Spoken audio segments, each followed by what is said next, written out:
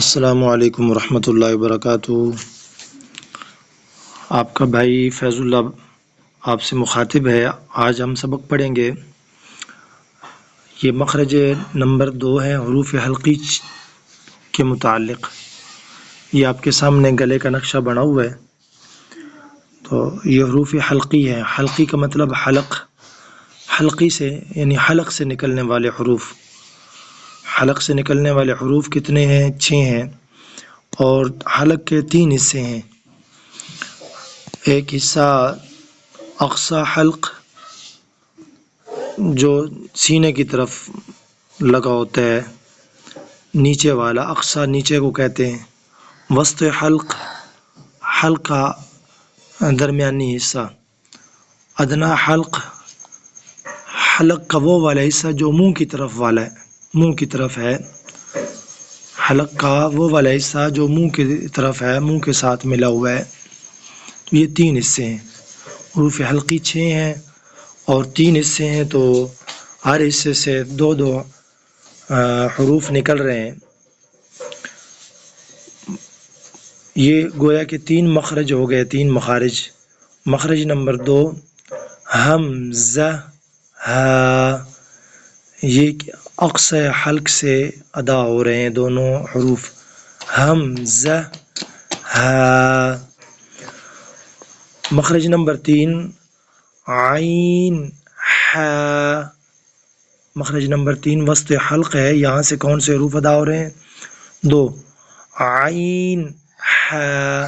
اب عین، ہا کو اقصی حلق سے بھی نہیں نکالیں گے، اور نہ ہی ادنی حلق سے عین ہا کو نکالیں گے۔ اس کے نکلنے کی جگہ وسط حلق ہے، تو وسط حلق سے جب عین ہا نکلے گا تو یہ درست ہوگا اس کا مخرج۔ تجوید میں مخرج کے اعتبار سے حرف کا اپنے مخرج سے درست جگہ سے نکلنا ضروری ہے۔ مخرج نمبر 4 غین، خا، یہ ادنی حلق ہے، حلق کا وہ والا حصہ جو منہ کے ساتھ ہے، تو یہ نقشہ بنا ہوا ہے حلق، تو آسانی سے یہاں آپ سمجھ سکتے ہیں۔ مخرج نمبر 5 حروف لہاتیہ، قاف، کاف۔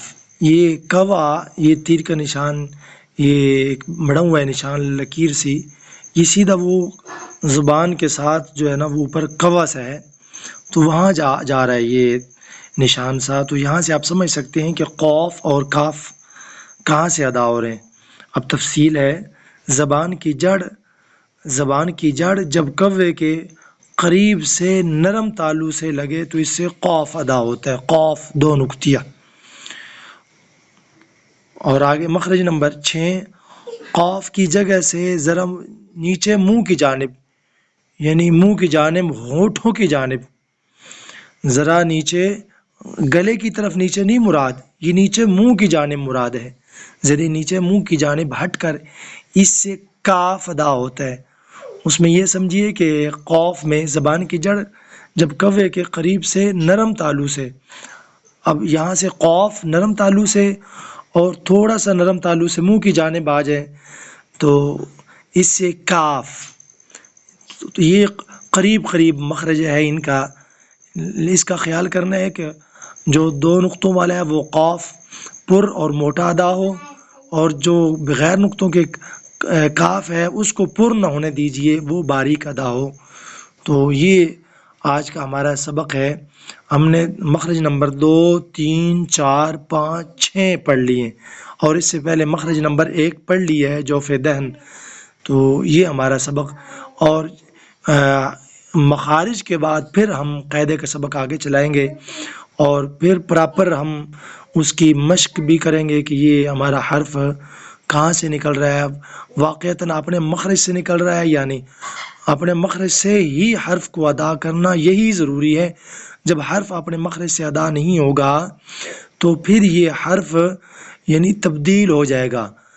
3 باتوں میں سے ایک بات ضرور ہوگی، یا تو یہ حرف تبدیل ہو جائے گا، یا یہ حرف ناقص ادا ہو جائے گا۔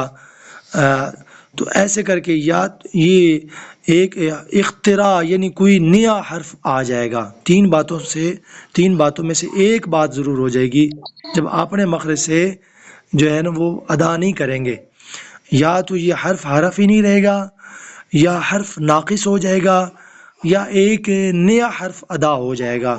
تو مطلب یہ ہے کہ اس سے ہم نے بچنا ہے۔ السلام علیکم ورحمۃ اللہ۔